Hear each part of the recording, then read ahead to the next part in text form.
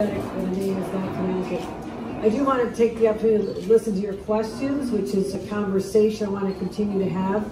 But this community has had many challenges before the pandemic, but particularly even as I came here in February of 2020 and marched in the Lunar New Year Parade right here in Chinatown.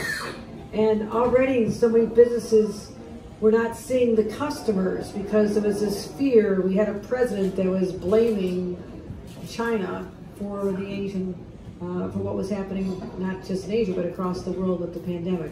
And it was wrong.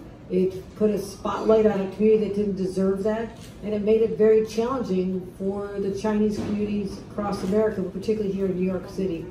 So I've tried to show up. I supported the businesses then. I supported the businesses here and in Flushing and elsewhere to show my continued support. And now as governor, I can do even more. And it was just less than a year ago I became governor, but immediately in the aftermath, we talked about the challenges, and one of them was the continuation of hate crimes. There were so many people that were, being assaulted on subways or pushed downstairs and knocked down on a street, and in some horrible cases even killed. And I stood up on that, and I said, I came to this community and said, I will put money behind our ability to protect you. That means security features, help your community centers, places you gather, and we put $20 million to stop AAPI hate crimes, and we're making a real difference every day, and I want to make sure everyone is aware of that.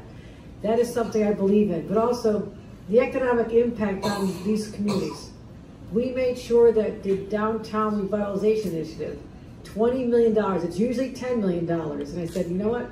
This year, we're going to double that amount, and we'll be very soon making announcements on what those projects will be, and I'm very excited about that. But those are to help lift up the businesses and the community overall, and get the tourists back, get the locals back, get the jobs back, because we're not where we want to be yet, but we're getting in a much better place. And so that is my commitment to all of you, to continue to make sure there's money for economic development, rebuild our communities, fight crime every single day, working with Mayor Adams in partnership.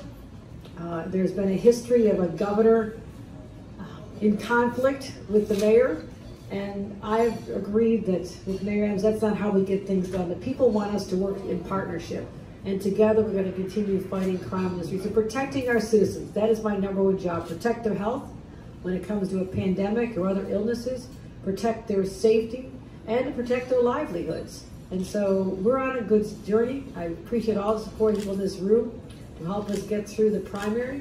Now we are onward and upward toward a general election just a few months away. But I believe with the strength of this community behind me and my policies that are directed toward lifting them up, that we will be successful. And I appreciate all the work and faith you have in me thus far, and I'd be very happy to see if you have any questions.